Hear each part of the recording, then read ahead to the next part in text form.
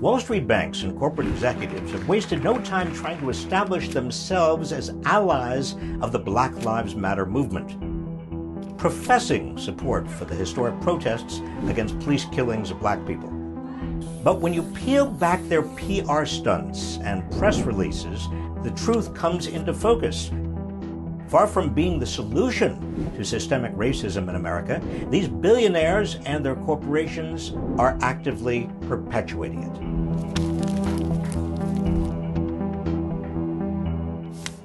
Consider Jamie Dimon, billionaire CEO of JP Chase, who recently took a knee before a lineup of cameras at a branch of his bank. In a statement, Dimon urged his employees to be inclusive in our work and in the neighborhoods where we operate. Well, let's look at that inclusivity, shall we? In 2017, the bank paid $55 million to settle a Justice Department lawsuit accusing it of discriminating against Black and Latino mortgage borrowers, causing some 53,000 borrowers tens of millions of dollars in extra costs. According to the lawsuit, even when the bank knew about the discrimination, they did nothing to stop it. When it's not discriminating against its customers, JP Chase is excluding black people from the upper echelons of management. Just 4% of the bank's top executives are black, despite years of bragging about increasing diversity. We're doing a really special thing to advance black leaders inside our company. Our people love it.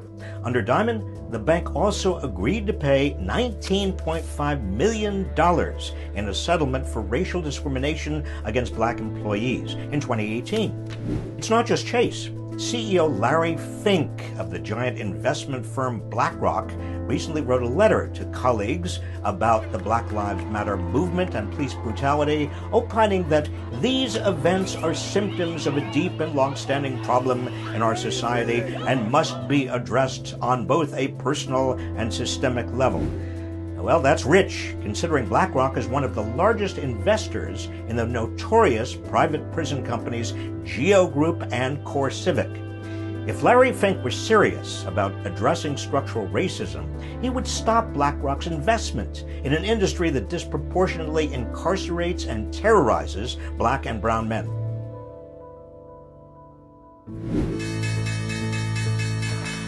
It doesn't end there. Wall Street even manages to profit off police brutality.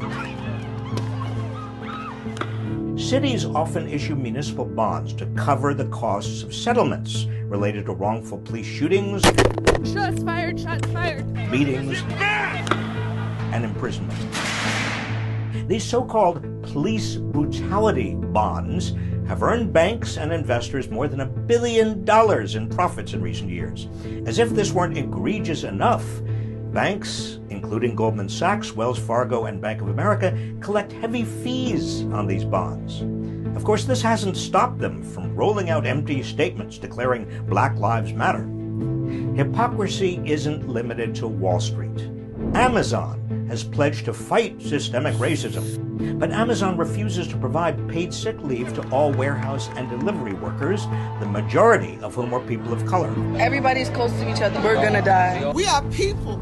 Walmart, the nation's largest corporate employer of black Americans, recently announced that it would create a center on racial equality. We need to listen to a diverse group of people and that we're finding creative ways to drive change. But Walmart has overworked and mistreated its employees for decades.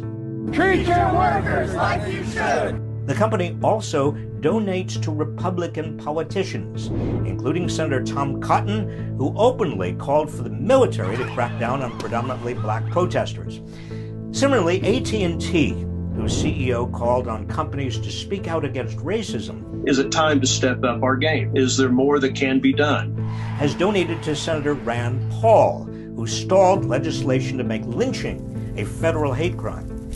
Many CEOs also fight against instituting a living wage and universal basic income, two policies that would lift more black Americans out of economic oppression. And the very banks plastering Black Lives Matter banners on their websites not only oppose tighter regulations against redlining, they also have provided $5.5 billion in credit to the payday lending industry, Of course, both redlining and payday lending disproportionately hurt black and brown communities. So don't be fooled by glitzy press releases and flashy PR stunts. Wall Street and corporations profit from and reinforce systemic racism in America. They have money behind them, and we know how the system works.